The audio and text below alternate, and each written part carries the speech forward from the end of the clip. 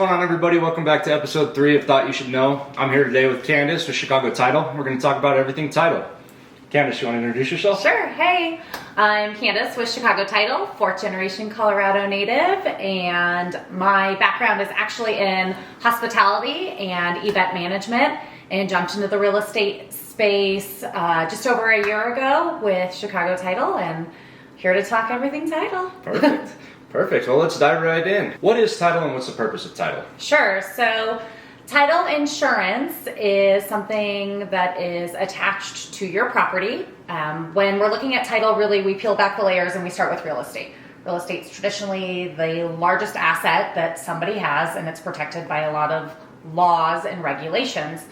You, as the owner of that property, have the rights to that property, but also there are other people that can have rights and claims to that property. For example, if you have a mortgage, the bank or the lender that has given you that money has a claim on your property. If you've put solar on your roof and you have not paid that off yet, the solar company will have commonly a lien against your property.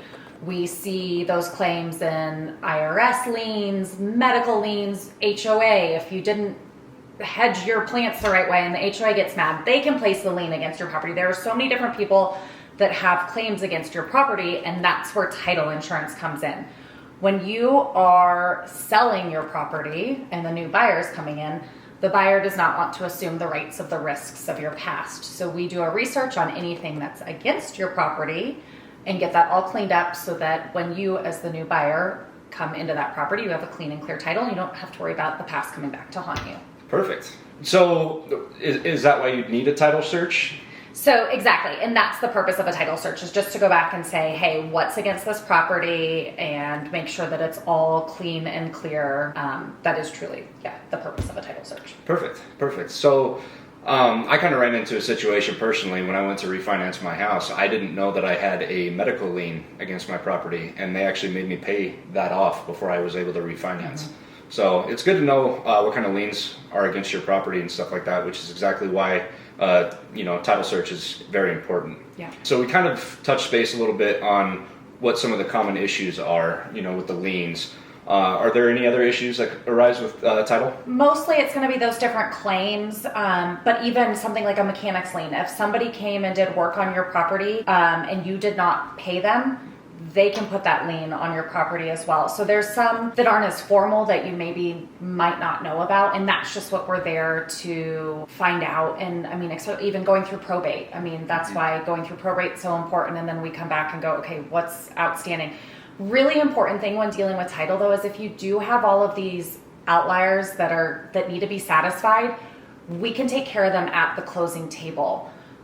We don't recommend that you go start trying to just pay things off, because you have to wait for a timeline for that to get back to us in part of the search. So it's easier to just have all those things exposed and then work it out so that we can pay those out at closing. Okay, perfect. In a real estate transaction, who chooses the title company?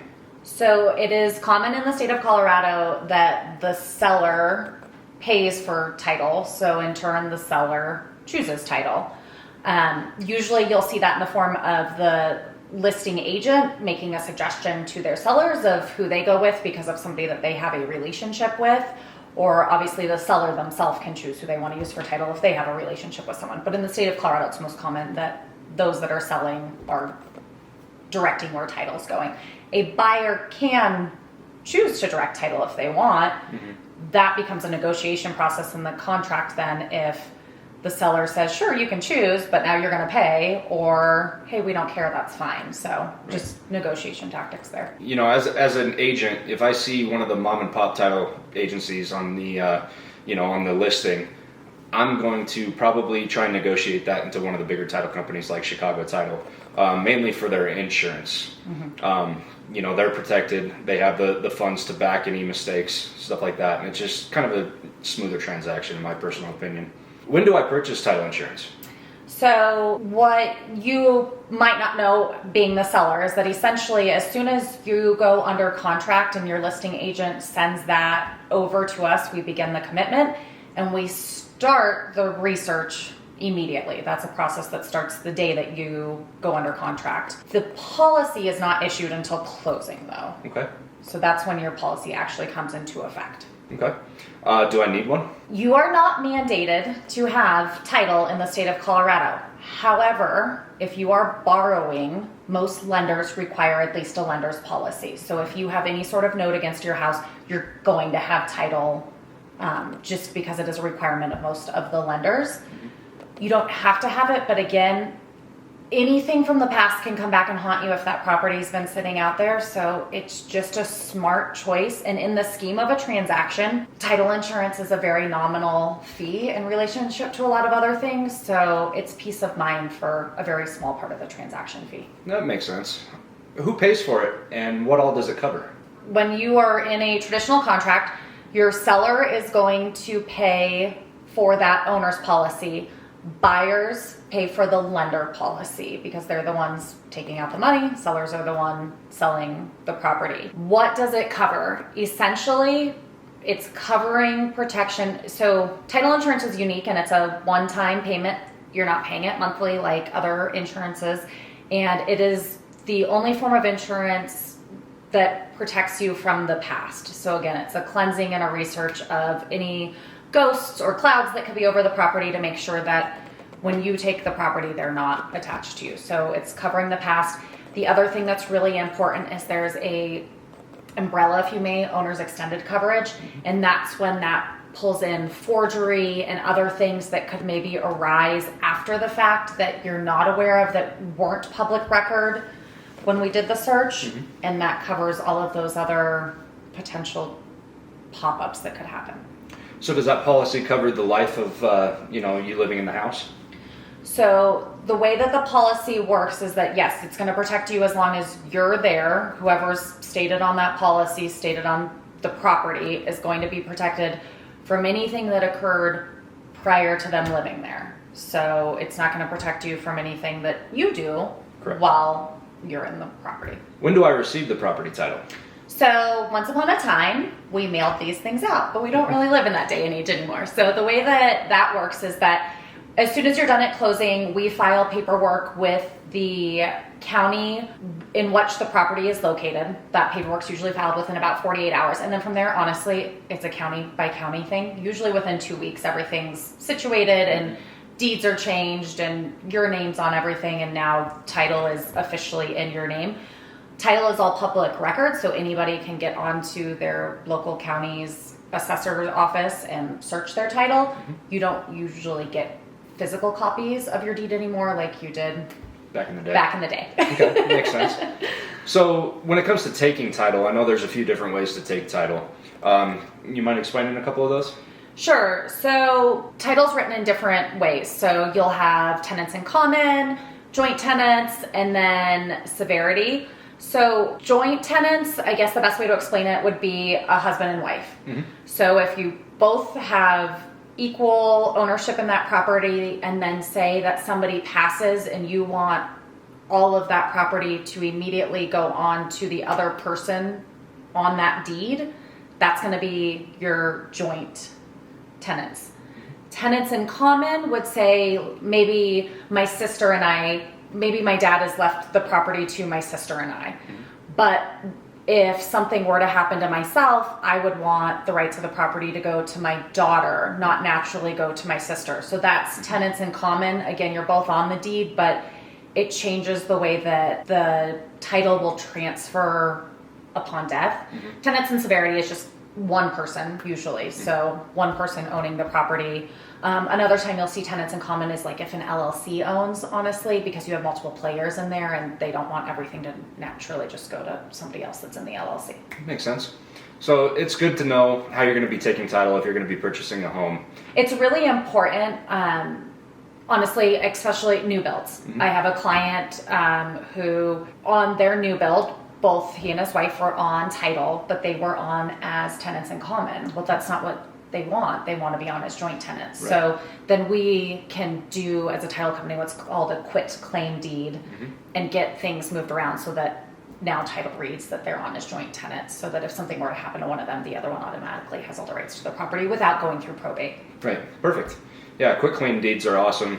When you need name changes, if you get married, stuff like that, you can add somebody onto the deed, take them off the deed. It's pretty pretty neat and relatively inexpensive. Good way to protect yourself. Yeah. So most title companies here in Colorado actually hold the earnest money and throw it into what's called an escrow account. Would you mind explaining some of that? Yeah, absolutely. So earnest money is essentially that good faith estimate that is paid for by the buyer and is essentially that down payment on the property that says, I am committed to buying this house. And what happens with that money is it's credited back to you at closing, so it's not money that you lose, but we hold it in escrow. As a title company, we're essentially this unaffiliated party in the transaction that has, no rights to the property or what's going on. And I think the best way of looking at escrow is like a cloud. It is a cloud where the money is held, and so that when we go to closing, we can disperse funds appropriately, as we discussed. If there were any liens, get those paid off.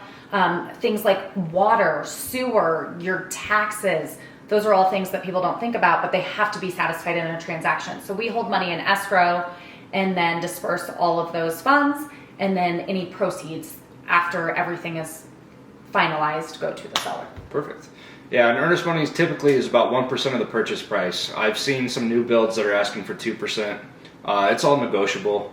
Honestly, everything in a real estate transaction is negotiable. But yeah, that 1 to 2% range is probably a safe ballpark, and then you get that personal check over to the title company, and you're under contract. Well, and it's really nice too. Something that we offer at Chicago Title is that we do mobile deposit as well for earnest money. Oh, wow. So that's really nice just in this day and age that you don't have to physically bring a check into the office if you don't want to, or if it's not feasible. That's pretty convenient for, say, Fort Morgan sellers. It is. So getting closer to closing, I know there's a lot of questions about what goes on at closing, stuff like that, especially if you're a first-time home buyer.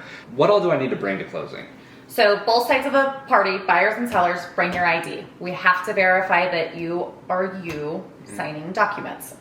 So that's a standard. Seller, honestly, pretty simple. There's really only about 15 pieces of paperwork that you have to sign, and a seller closing can usually be wrapped up in about 15 minutes, so it's really efficient. Commonly, we will see sellers bring to closing keys, garage remotes, mail keys, pool cards, anything like that you would like to leave as the seller of the property for the new buyer of the property. Those things come to closing, but really all you need to bring is your ID. And then another great option as the seller is that you can also, we offer a service called remote online notary. So if you live in Fort Morgan, for example, you can sign online with a notary. You do not have to physically come into an office as well. Perfect. So just something to know.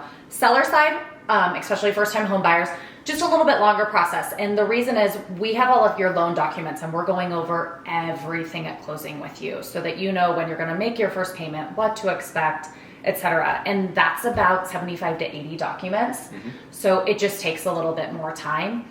A typical buyer's closing is about 30 to 45 minutes. Again, bring your ID, that's really important, and then we just go through all that paperwork with you. Oh, and seller side, bring your account information. Wherever you want that money to go to after closing is done and satisfied, we need that information. So make sure you have it at the closing. And that's for wire transfers, correct? Exactly. So since we're talking about wire transfers, let's dive into a little bit of the fraud. What would you recommend? Say a seller is getting emails and stuff like that. What should they do? Don't open them, don't click, don't all the things. So we just live in a day and age where people replicate things. It's very easy to do that. We at Chicago Title will never give you wire instructions through email. You do have to actually call into one of our locations and speak to a physical human being. We'll never send wire information over email. It's not safe. Fraud comes into effect. We are very blessed that we have a very tenured staff that's very diligent. So if we ever see anything that looks a little sideways, we'll start looking into it right away on our end to investigate fraud. But yeah, wire transfers, you need to physically talk to somebody. That's not information we will share. Definitely. And if you do get those emails and you have questions, reach out to the title company, reach out to your real estate agent. We'd be more than happy to help you. Absolutely. More on the fraud. Using a company like Chicago Title, their insurance actually protects you from that. So that's why we try and shy away from the mom and pop and go with some of the bigger, more established companies. Well, and that's really what's important. People will say, why does title insurance cost different amounts of money? Here's the deal. The Department of Insurance regulates our rates. We can't do a rate change unless we go through a very strenuous process with the Department of Insurance. So they do that to keep basically fair market value. But what you'll see is different title companies have different, kind of like a production cost price, if you may. So their bundled fee, etc. But that's where you see a lot of variances. And it's really important that you're with a title company that has a strong financial background, that if you ever had a claim, could take care of it, has tenured staff, all of those things. And that's where you kind of see, I think, those fees vary from some of the mom and pops that maybe don't have as much overhead, so that fee doesn't have to be as high, to a company that has a lot of backing that has to charge a little bit more because our people. Yeah. We have to take care of our people. Absolutely. So a little bit more on closing. I know a lot of buyers kind of forget about the closing costs.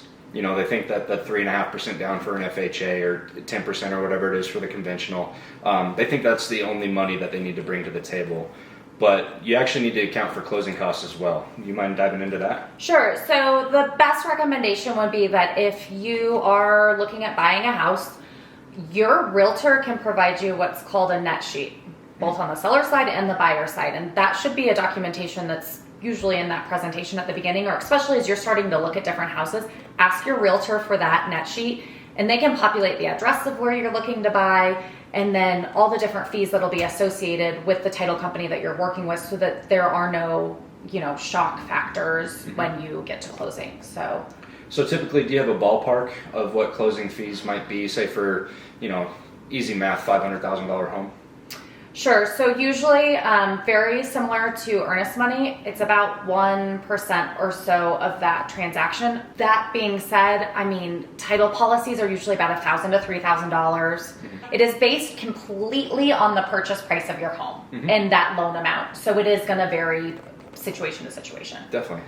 With Super Bowl coming up, I don't know if you guys, watch the Super Bowl or, I know I do. I'm a big football fan, but I love the commercials as well. Last year, the fad was the title lock programs. What is that, and do you really need it? Sure. So essentially, what can happen is that through a quick claim deed, somebody could change names on title. And so these companies have come out and said, we'll watch your title, we'll protect your title for XYZ a month, like many other feed programs are out there. Title is public information. You can get onto your county tax and assessor website for whatever county your property is located in, and you can look at your title any day, any time of the day, and see what that looks like. So you know exactly what your title looks like. So it is that simple to check if you had any confusion or were worried about it. In the event of a quick claim deed, yes, it can be done, but John Smith says I need to be added to this deed. We're not just going to go, okay, John Smith, let's do that. There is actually a research process that goes into that, and then vetting and IDing and making sure that everything's okay before we can change somebody's title, because it is a big deal and related to your property. So is it real? Can it happen? Absolutely. Do you need to pay a service to monitor your title? That's a personal choice, but I don't know. I think it's a money-making thing. So. Yeah, money grab. Yeah. So we had talked about quick claim deeds a couple times during this conversation. There's actually a couple different types of deeds that go on, associated with the property. Can you explain a couple of those? Sure. So most common, you'll see a general warranty deed and a special warranty deed. General warranty deeds, honestly, often are associated with new builds. They go back to kind of that time frame when the property started. So you'll see a lot of new builds issued as general warranty deeds. Special warranty deed is for your time in the property. So if I buy a new build, I have a general warranty deed, and then when John Smith comes and buys my property after that, that'll go to a special warranty deed and talks about the time that he's going to be in that property then, and now doesn't necessarily go back to the time that the property was built, but the time that they took over the property. Okay. And what's the major difference besides, versus time of construction, time of ownership? What's the major difference? Is there any? There's really no difference on the protection aspect of it. The title search is always going to protect whatever happened prior to you and look for that. But that general warranty deed is basically saying nothing existed here prior to this moment. Any title search would just be about the dirt, mineral rights, water rights, things like that. You're good, we're set. Special warranty deed is just saying that now this new owner the past is clean and clear, and they are now responsible for everything happening moving forward while they're on the property. Perfect. So I know we covered a lot of information about title, and I know it's not really a sexy topic, but it's pretty important in the real estate transaction process.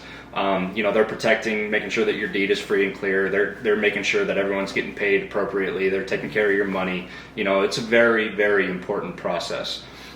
Very important job of what they do. So I just want to say thank you, Candice, for coming out, talking title with me. If you have any questions about title, reach out to me, reach out to her. We're more than happy to answer any questions you may have. And ultimately, title is the end goal, because that's where the closing takes place. So again, thank you. Yeah. And I'll see you guys next time.